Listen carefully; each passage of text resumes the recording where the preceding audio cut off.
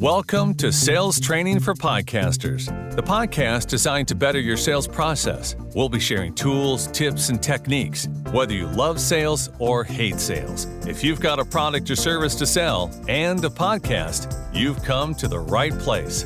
Now, here's your hosts, podcast strategists, Doug Sandler and JJ Flizanes. Hey, welcome back, everybody, to Sales Training for Podcasters. My name is Doug Sandler. I am the co-host along with the exclusive best co-host name, JJ Flizanes.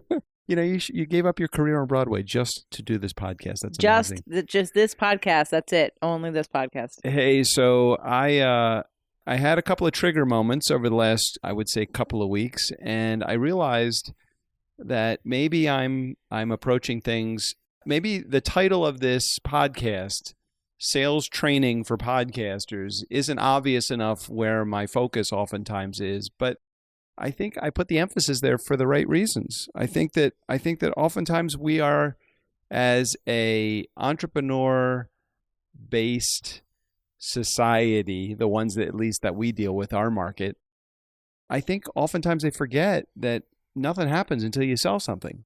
You forget or they forget? I think they forget. I don't ever forget. Maybe I look at it and I think it's so obvious to me that we can't do anything until we sell something that I completely just brush over the fact that most people haven't had any kind of formal sales training. Most people have a challenged relationship with the word no. Most people have a challenge with asking other people for money. Most people have a skill set that does not provide for adequate follow-up as a prospect. Most people, the list goes on in my mind, and I think that oftentimes I just don't think about it enough. And maybe part of the... Hold on. What do you mean you don't think about it enough? When I say I don't think about it enough, I don't think about it in terms of our clients, where we begin and start our training with our clients. You know, when we have a coaching client that is fairly well evolved in the world of business, they come to us with a fairly sophisticated funnel. They come to us with a fairly sophisticated understanding of where their clients come from. They know who their market is. They have a pretty solid understanding of what their message is all about, and they know their offer. And when I say I forget, I don't sometimes put myself in a position where I don't remember enough about where people start from to start at the basics. Too many times I start at step number 4 when I really should be starting at step number 1 or even 0. Hey, what experience do you have at selling, and how can I help you? Well, for a lot of people, I think the reason why it's a new market for you, and correct me if I'm wrong, you were brought up in a sales-focused or sales training-focused family. So it didn't really matter to you as much what you were selling. You were focused on selling. And a lot of our clients and people that we've been dealing with are more heart-centered entrepreneurs who either are mission-based or are just trying to find what they're going to sell. So that's part of the problem. You can't go out and sell something until you know what the hell you're selling. Okay. All right. I will give you that. I think that a lot of people have a challenge putting together their offer to begin with. But I also think that when they do know what they're offering, I don't know that they believe it in the beginning. I think there's a lot of belief that has to do with how good a salesperson you are, belief in what you do, belief in yourself, belief in, the power of sometimes numbers, the statistics. I think people forget that.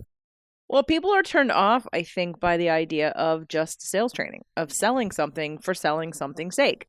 I would be one of those people because I don't want to go and ask people for money for something that I'm not even sure I value yet. Okay, I get that. But what about when you do appreciate, understand, and love what you do? Do you think that sales just come to you? You still have to go out and get them. You've even made many points where you've said, you even have to sell free. And I completely agree with that. You have to sell free. And if you don't know what that means, meaning even when you have something that you're giving away, a lead magnet, a free course, a master class, and anything that you do, don't just think that by opening up your social media profile to the world and saying, hey, everybody, you want to be interested in this masterclass, come and see me or hear me or come join the conversation. You still have to sell that. So I need to get back to the basics when it comes to what we deal with our customers.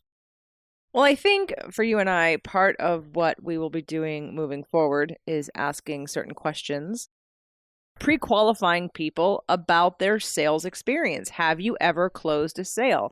You know, we came to find out that one of our clients had never, ever closed a sale on their own. It was always handed to them after someone else already. This is somebody that is in their later part of their career, let's just say that. Probably the last 10% of their career, and they have never sold anything because they always worked as a subcontractor or third-party company and never was involved in the sales process, which to me, it's like when you get out of college, the first thing you should do is they put you in a sales training course. They teach you the psychology of human behavior. I think the psychology of human behavior is a really good place to begin when it comes to... Can you hear Luna in the background? She's bringing us something. She wants to contribute to the conversation. She's contributing to the conversation. She is like, I know how to sell this piece of catnip better than anybody. She knows how to sell the fact that she's bringing me something every day, multiple times a day. What do you got there? Did you drop it already? She just lets me know she's coming. Let's use this as an example for sales training. Okay. She has a desire to communicate something. Her desire to communicate is that she's bringing me something in the form of a gift that she's going to drop at my feet. And she wants me to know that she's coming. So she's talking to me the entire journey. Entire way down the hallway. In the mornings, she will use this as a tactic to wake us up.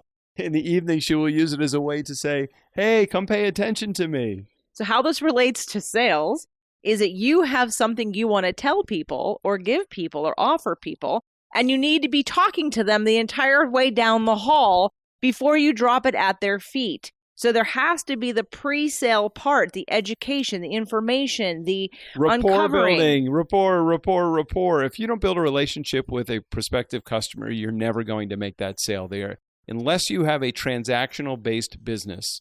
You give me $5 for this book, I sell you the book, period, the end, that's it. And most people that we work with aren't transactional in nature. They are relationship-based.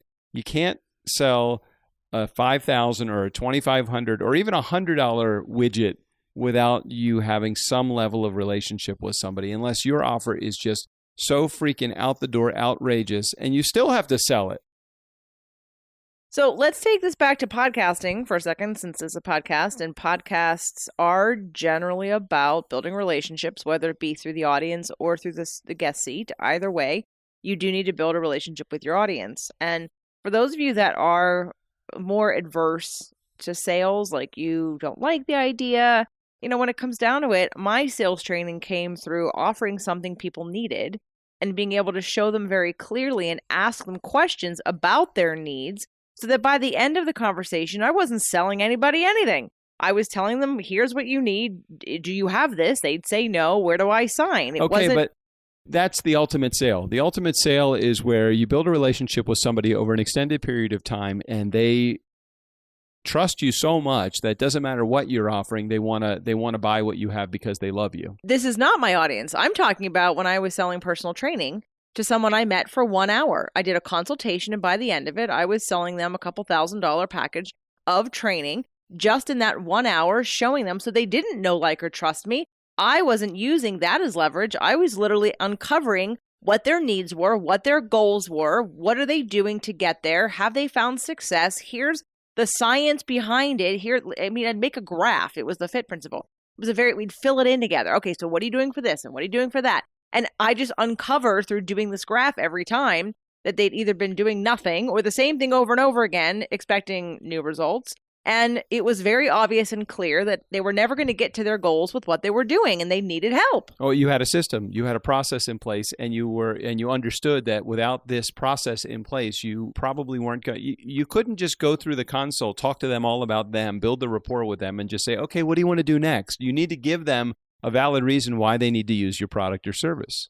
Right. So uncovering the pain points in sales talk, uncovering why they need you. Why do they come to you? And so let's translate this to a podcast. If you are not currently using your guest seat to sell a prospect into a program or service, you are talking to your audience. Why did you start your podcast in the first place? What messages are you putting out into the world? What help are you offering? What desired result do you think your audience wants from you?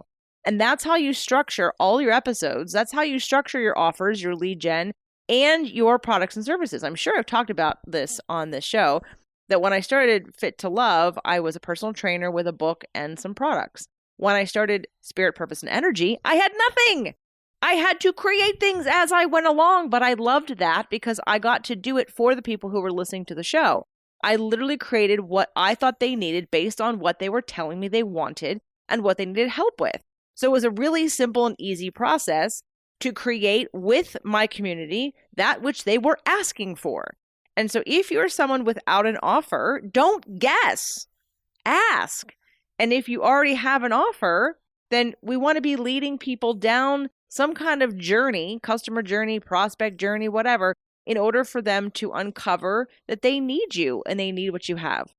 So Doug got this impulse about nothing happens until you make a sale. Well, but I want to kind of flip the coin for just a moment and just understand, yes, I think that you have to understand the process that you're going to go through and you have to have a system in place, and that's all good. But the other side of the coin is this. Don't expect the results unless you put in that early stage work in building the relationship, understanding who your market is, understanding what your offer is, and definitely understanding what your message is. I've seen too many people that have come across my coaching couch, and we've had these conversations about, I don't understand it. You know, I have my funnel perfectly in place. Yeah, but you're not putting anybody into your funnel. I don't understand it. I have my pricing. I really need to work on my pricing now. I really need to work on this course. I really need to work on my lead magnet. And I'm thinking to myself, and then maybe I'm missing the conversation with them, but it needs to turn the corner, and it needs to be stop spending all this time getting busy and start taking some action. And whether that action is prospecting, and I know that N word that you hate, that networking word, I know you hate that. Hate it. I understand there, but until you really follow what it is that your potential market or your market is going to want from you, you don't even have a starting block. You know, when Strick and I started Turnkey, we came up with probably 4 different things. We were thinking, well, everybody's doing podcast production, so we're not going to get into the podcast production business. So let's do this. Let's create season of podcast episodes for people that want to put together a podcast, but just don't understand the technique to do it. And what we discovered was that we weren't explaining it properly. People had no idea what we were even selling. It was like we would try to get them in the door with this, hey, don't you want a podcast so that you can share your message with your community? And I was horrible at explaining exactly what it is that we did. And I would put together these amazing packages, and I would put together this great elaborate system of how the back end process was going to work. And I started to line up. We even hired at that point a full-time director of operations when we were early on in the business. Man, I'm surprised that we didn't go belly up. I really am, because we did everything that was on the back end, but we didn't do anything in the front end. We didn't put anybody into either our funnel or put anybody into, I can't do anything until somebody says yes. I know it's like, what comes first though, the chicken or the egg? How do you get clients if you don't have a product? But how do you create a product if you don't have clients? Well, if you have a podcast, you have people listening to your show, or you tell people you have a guest seat. So who you're inviting into the guest seat is what you need to focus on if your product or service is right for somebody that you might have onto your show, or figuring out a way to have them on your show. I want to change the word because I understand that people need to network if they don't. I would just want to change that whole concept because I really hate it. JJ hate. I know. You know why I hate it? Because you're trolling for business. Instead of trying to find people that you connect with naturally who are good partners for you in some kind of joint venture or power partner situation, networking means I'm walking into the room looking for potential clients. And that is never a good feeling for anybody in the room. When you walk in there and there are 30 other people looking for business, everybody's trying to sell everybody on their products or services. I'm going to disagree to it. I know I didn't give you a chance to finish your thought or your idea or your concept, but I'm going to disagree with you to a certain degree. The degree of which I could walk into a room that has 150 people there. Let's call it a networking a conference, but there's networking as a component of the conference. And for me, although networking is a little bit nerve-wracking for me because you're looking for the diamond in the rough and you're looking for the needle in the haystack, there's a level of excitement that I also get from networking too. And the level of excitement is I feel good about and confident about what I do. People will want this. And here's an opportunity for me to potentially have these 150 people that are in this room take advantage of the things that I have. And for me, there is a degree of excitement that I get when I go to networking. Now, yes, there's a degree of nerves. There's a degree of God, do I really want to say that pitch over and over and over again? But part of the sales game, because this is a game, this is a numbers game, part of the sales game is that. Now, that being said, I respect the fact that you don't like to do it. Because for people like me, you can't go into this like it's not a game. It's someone's goddamn life. For me, sales is not a game at all. For you, it's a game, which is why there's a disconnect between some of the people that you try to help because they care on a much deeper level about what they provide for people because whether they're a doctor or they're a therapist or whatever. Like they look at what they do as vital to someone's survival. What you do is not vital to someone's survival. It might be vital to their business, but you're not as connected. So when you say it's a numbers game. I know, but I had to mellow more into the environment that you are more comfortable with right now. I needed to, there's a lot of early stage entrepreneurs that we are talking to right now, just starting a podcast or thinking about starting a podcast. And I think there is an element of that uncomfortableness while you're in the early stage of trying to figure out what it is that you do and how you do it. I don't think, again, part of this is you're not going to sell something until you kind of understand what it is that you want to put out there to the world. And some of that is going to happen in those early relationships that you get from networking. Well, first of all, you shouldn't be starting a podcast if you have no skills.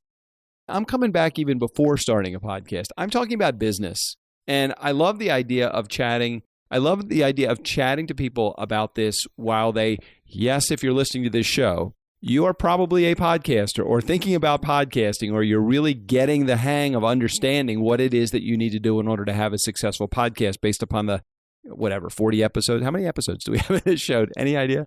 Okay, whatever number it is that's out there. But I can tell you that for me, I want to come back even before the podcast gets launched. I want to come back to the business. I want to come back to the business of understanding what you are putting out there to the world. And before you get your microphone, here's a great example. Somebody won't start a podcast oftentimes because they don't understand the technology. They're trying to put together their microphone. They're trying to figure out where they're going to get their guests from. They're going to try to figure out how to find a host for this. They're trying to figure out how to find advertisers. And I'm saying to you, pardon my expression, open up the fucking microphone and start talking into Zoom or whatever it is that you need to do. I don't care if you have a phone that you're using in the beginning. I mean, certainly we want to pro that up a little bit if you, but there's so many people that stop doing the stuff that is important because they're so busy getting ready for everything. What is it? Paralysis through analysis. Analysis paralysis, babe. Just 2 words. Analysis paralysis. Okay.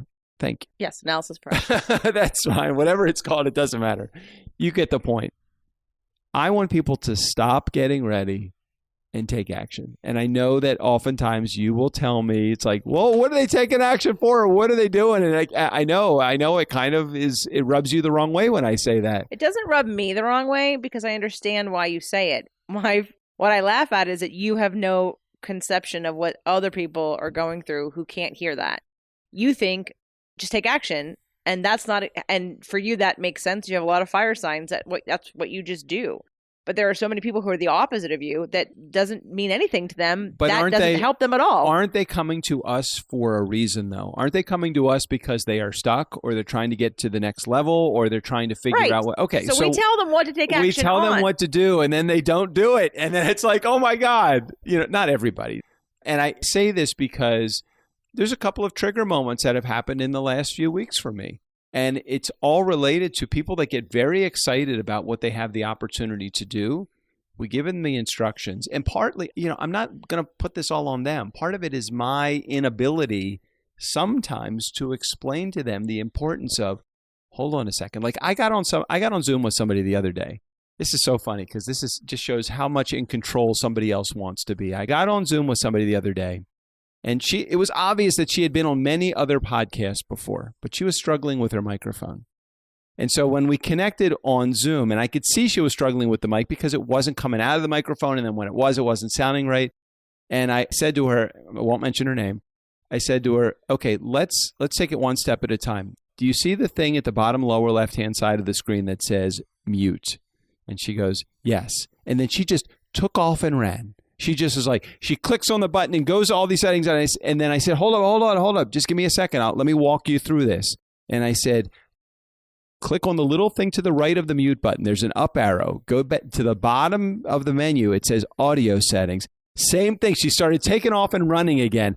And I said to her, and again, I won't use her name. I said, Jenna, whatever. I said, Jenna, I said, just do me a favor. I said, just let me talk for just a couple of moments. I hope I'm not coming across as rude right now, but let me control this just for a second. Just relax for a moment. Follow my instructions. And then as soon as she snapped out of it, she's like, oh my God, I'm trying to control the environment that I've created and I don't know how to fix my microphone. Why am I not just letting Doug fix this for me, walk me through the steps?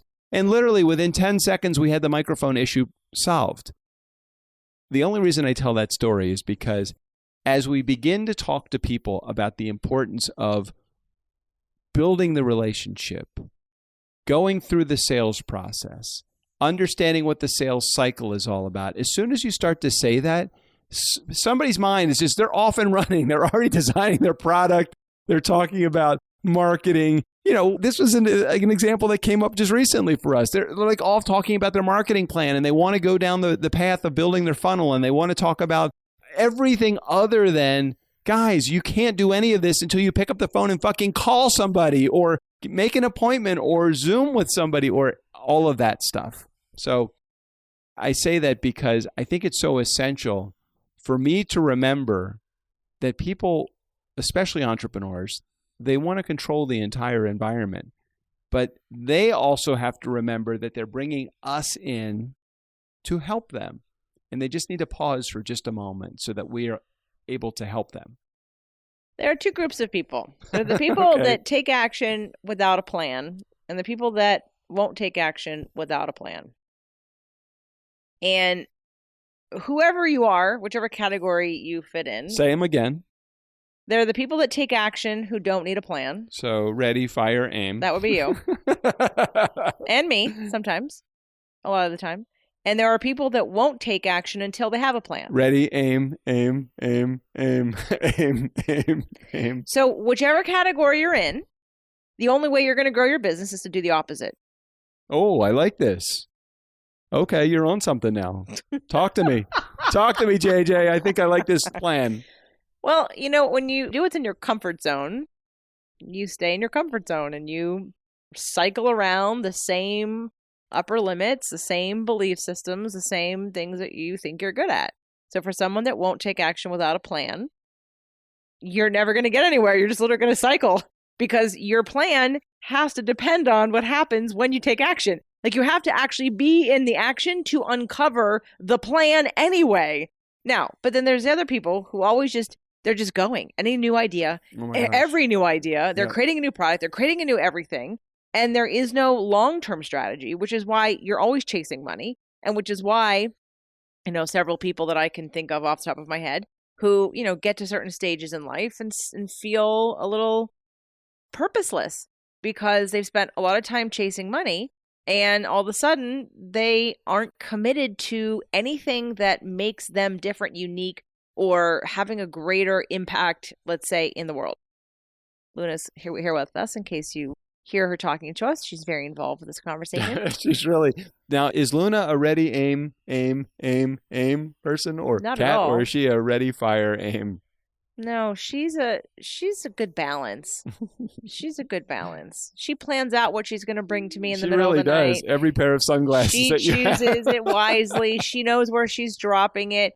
but she's always doing it, and she doesn't stop herself. She's not afraid of it. She takes action. One of the shows things I courage. love about Luna is she is an action taker. She really She is. really You is. open the door, she goes running.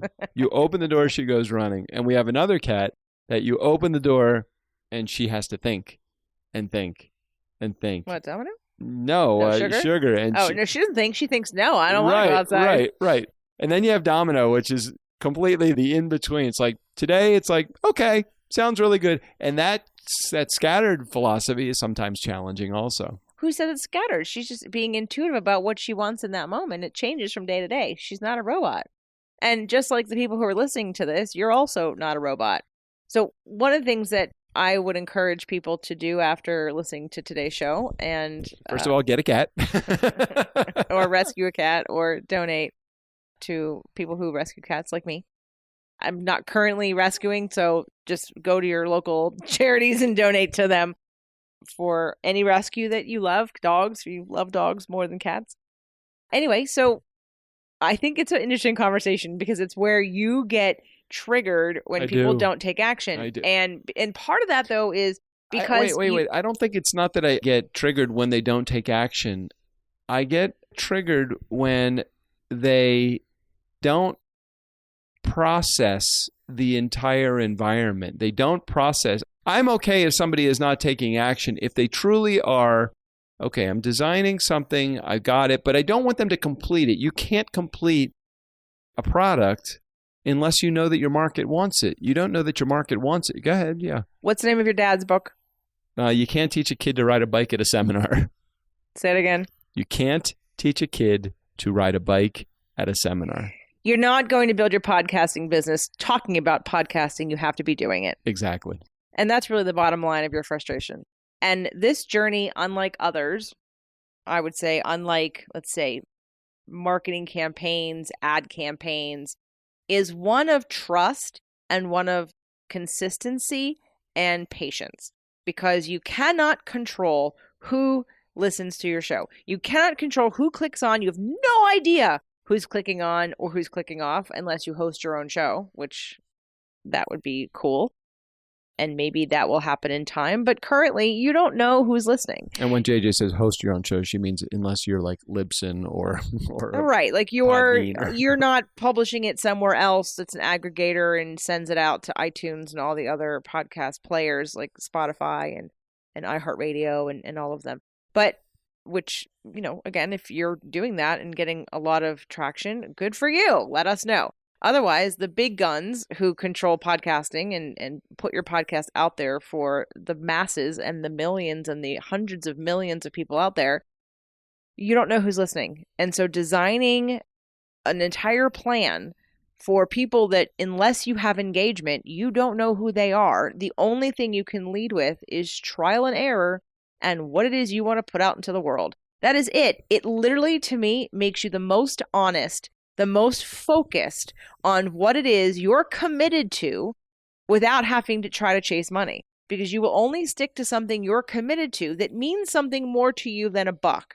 Because I'll tell you, I recently also have been wanting to let go of some things that I was chasing money for. And even though I was passionate about it and I'm good at it and I can help people doing said things, I'm not that interested in the audience anymore.